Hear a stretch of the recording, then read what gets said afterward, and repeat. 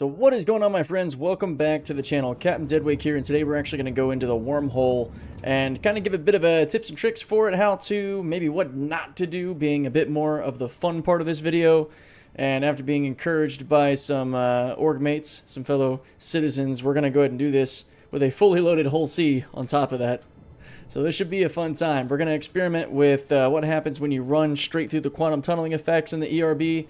And what happens maybe when a spindle is dragging along the edge of the tunnel as well. ERB being Einstein-Rosen bridge, getting nerdy for you guys. That is the actual scientific terminology for a sort of space-time quantum entangled portal. Very similar to what we are going to be using today. Oh, good God. I did not realize that we chose single SCU size boxes on top of that. This is about to be very fun. We have a lot of physics objects on board.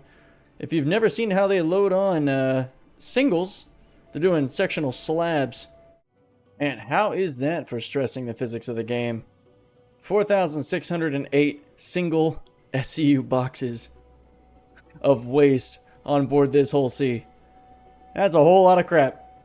Alright, our medical imprint is set. So now if anything crazy happens, we'll at least respawn here at Pyro Gateway rather than somewhere much further away.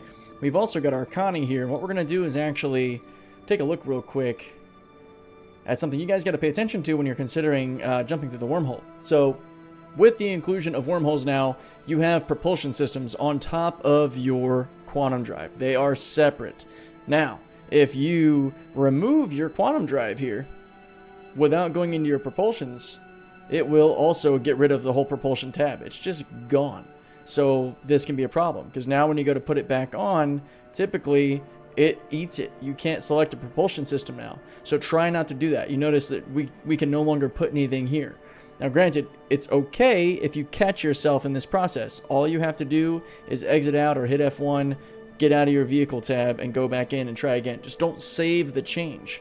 If you want to do it correctly, the way that everyone should do it when they change their quantum drive, because let's be honest, it's one of the first things we want to do when we discover ship parts and components changes. We want to be able to go places faster. So yeah, we're always excited to pop in a new quantum drive. But instead of coming here first, go into propulsion, unequip your Excelsior quantum drive, or jump module, I should say, whichever propulsion system you're using. Unequip it first, then when you change out your actual quantum drive, when you put in a new one, or just in this example, putting on the same old one, it's there for you to re-equip.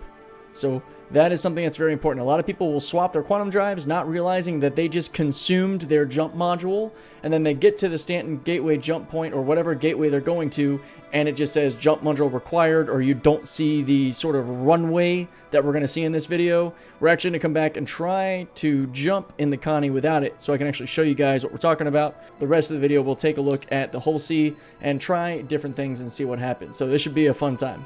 Alright, now if you'll notice on the little radar on our screen here, there's like a red circle and sort of a line coming from it. That is your actual quantum tunnel. If you do a little scan with your radar, typically you'll see jump point detected pop up on your screen. You can always align to it by using that red orb on your radar as well, and just kind of putting it in front of your ship.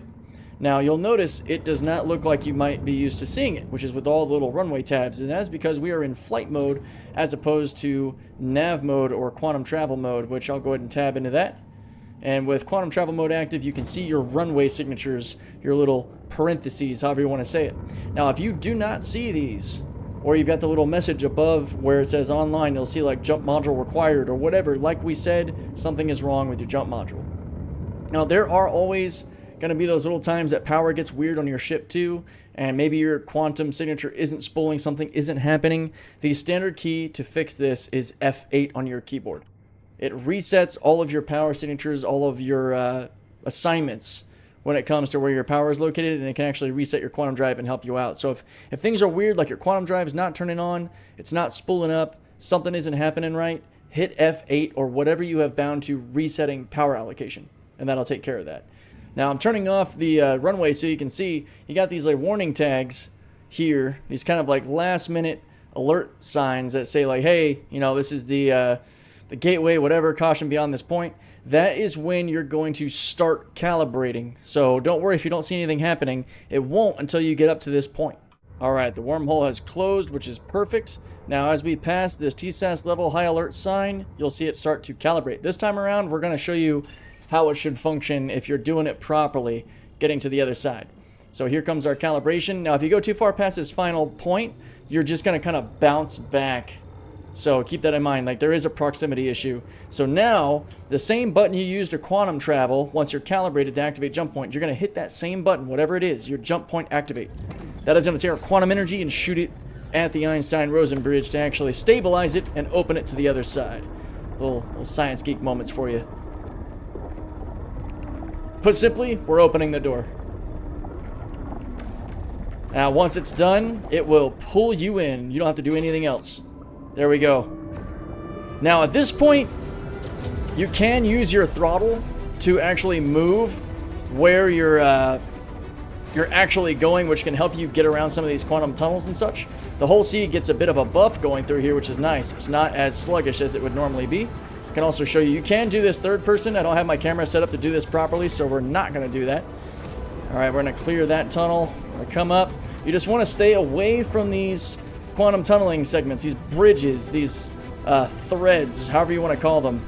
You hit those and bad things are supposed to happen. Don't worry, we're going to figure that out because we're also going to do this the incorrect way on purpose to see what actually happens. This is probably the most nimble you will ever see the whole sea. It's kind of crazy. It's rolling and everything through here like it's a freaking Connie. Look at that. Woo! What's up, boy? All right. So we got our color transition, which means we're past the halfway point. As we're heading into Pyro, that's where you get your blue to red sort of look. And this little quantum trail here, this little trail of particles, photons, whatever they're supposed to be, well, they wouldn't be photons, they'd be moving too fast to see. Whatever this is, it's kind of pointing you in the direction you got to go. And then you'll see your main window. The music will also kind of be a key for you. And here we are. Welcome to Pyro. Sometimes it'll spit you out kind of crazy, so you got to be ready to grab it. Oh, wow. I don't think the whole C's ever moved that fast. Alright, I'm trying to arrest control here. She is spinning out of control at the moment. Welcome to Pyro. Alright, now let's jump back through. We're going to try to pay attention to our quantum fuel as well, because you burn quantum fuel when you're going through the tunnel, and we want to see what happens when we hit those signatures, if it's going to drastically reduce our quantum fuel consumption. So let's put ourselves in the advanced HUD display just to keep a better eye on that. There we go, we are calibrating. We must be just inside the ring area. Oh yeah, just past it. Very cool. We're trying to slow ourselves down. Align to jump point. Copy. Entry requirements met. We're still kind of moving away from it. I wonder if it's going to pull us out or not. We'll see. We're kind of shifting sideways. We're cracking it open. No, we are not lined up the way you're supposed to be lined up. It's actually kind of perfect for testing. Let's see if it pulls us in.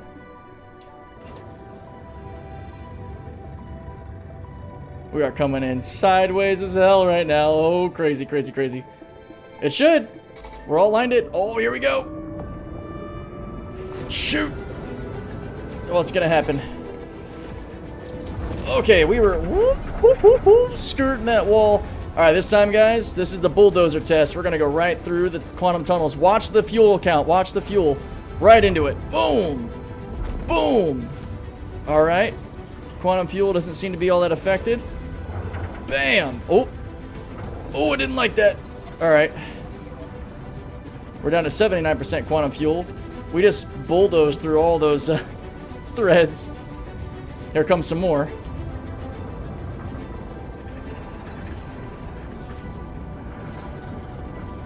We're down to 77% quantum fuel. Here it comes. Bam. Bam. We're still getting our transition. Doesn't appear to have any consequence yet, but we'll see what happens when we get out of this.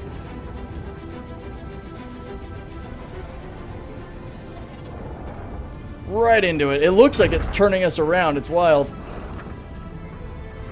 Going through all of them. Oh, oh, oh. Oh, this feels so wrong. Woo-hoo.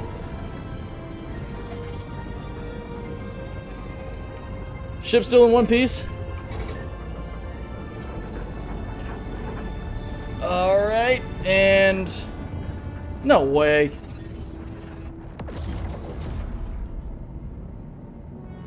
We made it.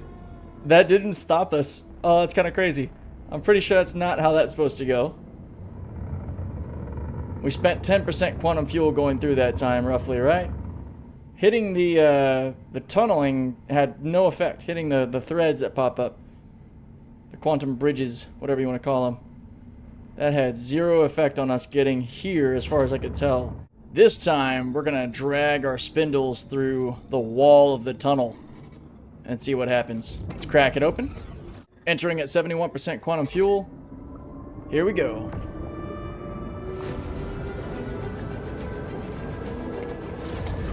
We are just immediately going to drag our spindles into the wall. We're gonna try to, at least. Alright, we're like bouncing off the wall. Oh. Okay, some weirdness. Alright. Oh, that actually threw us out. Yep, we are completely out in space somewhere. Down to 68% quantum fuel. Where are we on the map? Oh my gosh, where are we? Okay. We're not as far as I actually thought we would be. Oh, a good 22 gigs away. That's pretty far. Yeah, okay. That was hitting the wall right away. This time, we're going to wait until we get that color transition, and then we'll plunge into the wall and see what happens. All right, we are in the Connie now that does not have a jump drive, and you'll notice that there is no icon on our radar. No red circle icon showing us where it is. Now, you do still seem to get the jump point detected when you hit your ping button for scanner, which is cool because you can see where it's at. Now, as we get over here, likely what we'll see is it'll say on our screen, no jump point or jump module installed. And there we go. Item, quantum drive, jump module required. So that is all you need to know, that your jump drive is not there or not working.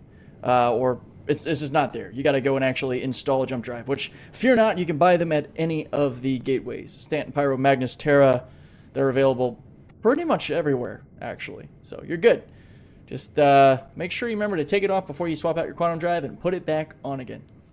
Alright guys, we are back in game. We got hit with a PTU update, so for speed's sake, we are now in our Gladius. That way we can quickly get in here and do the last little bit of testing. So what I want to do is actually run into the wormhole and wait till we're past the halfway threshold before I hit the wall to see where it throws us out. And then we're going to try one more thing. We're going to try completely turning a 180 while we're in there and see what happens. Alright, we are breaking her open. This will be cool. We can see what it's like going in with another person. I'm going to try to get as close to them as I can. Oh, it says obstructed. Interesting. There we go. Now, they are flying in full speed. They don't know what they're doing. They're going to bounce off. That's going to be kind of funny to watch. Or no, they got pulled in. Interesting. Usually you bounce back, but they actually got pulled into the wormhole. That's funny. Alright. So we're also going to bulldoze through these and see what it does to our quantum fuel. Because it appears to not do anything as of right now. Which is kind of a bummer.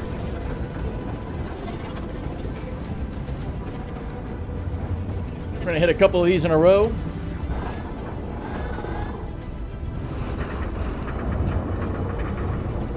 Alright, once we get our color shift and we get closer to the end, we will hit the wall. Here comes the shift. Alright, now we're red, which is looking good. I want to get a little further. Yeah, hitting these doesn't appear to do anything. I'd want to say that our quantum fuel is going down further, but I don't think so. I think it's just we're burning more because we're in the Gladius. Alright, time to hit the wall. Let's see what happens. We are grinding against it, which is like an object. Oh. There it is. We got some distortion effects. Power plant distortion, 49%. Interesting. That might be new since we're in the PTU. So we have distortion damage that is currently falling off, 46%, 45%. Okay. Now, how far out are we? 15 gigs from MIC L4. Let's see where we are from Pyro. So what's cool is you get the, at least the sound change here in the PTU. We are not going to have enough fuel to make it to Pyro Gateway. Where did it spit us out? Even further away than we would expect. Oh, we're over all the way by Magnus Gateway. That's nutty. Which is kind of towards Pyro side. I just realized if you look at the larger map here, I don't think that that necessarily matters, but Pyro's kind of up here to the left. And it spat us out near Magnus, which that's where we're going to have to go to refuel. And then we will cut forward to one more test I want to do, which involves pulling a 180. So I do like the auditory change. I don't know that that's a thing in live yet, but it threw us out all the way on the other end of the system. Alright, rather than traveling further away to Magnus to refuel, we're going to head in as close to Pyro as we can and fuel up at Crew L4. Alright, we are back at our Einstein-Rosen bridge here, our jump point for our final test of jump travel. We're going to see what happens when we decide to just turn around. Something simple that I've never thought to try. So, loading up. He's cracking the wormhole for us. Looks like a caterpillar. So we won't have to break it open, which is nice. It was really interesting to see that distortion damage. Alright, he's probably going to get pulled in first, but we're going to zip ahead and see if we can actually just get right in here, or if it's going to bounce us backwards. Nope, we're jumping in. Probably ahead of him. Alright, we're going to wait until we're in here for a sec or two. We're going to get past the first bit of quantum tunnels, and then we're going to see what happens if we just completely turn around.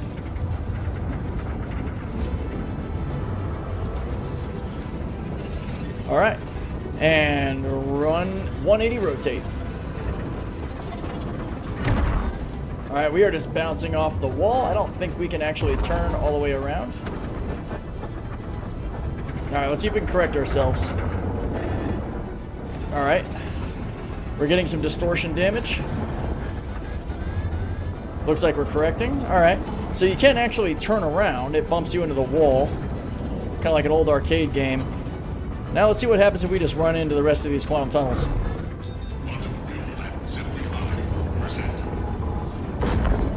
That was just the timing. If I had to guess, we're still going to pop out on the other side. So wormhole travel right now is still very forgiving. You actually have the most trouble if the server's unhealthy or if you're actually rubbing up against the wall too much. Now, we just hit the wall quite a bit. Even got some distortion damage flicker on our screen. The change in audio tune where it was warning, like beeping really, really fast. So we'll see. With all that factored in, plus hitting all these quantum bridges, what will happen?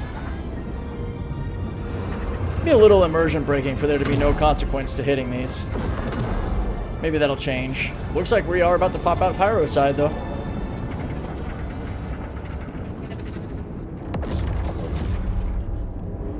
With all that factored in, we still made it.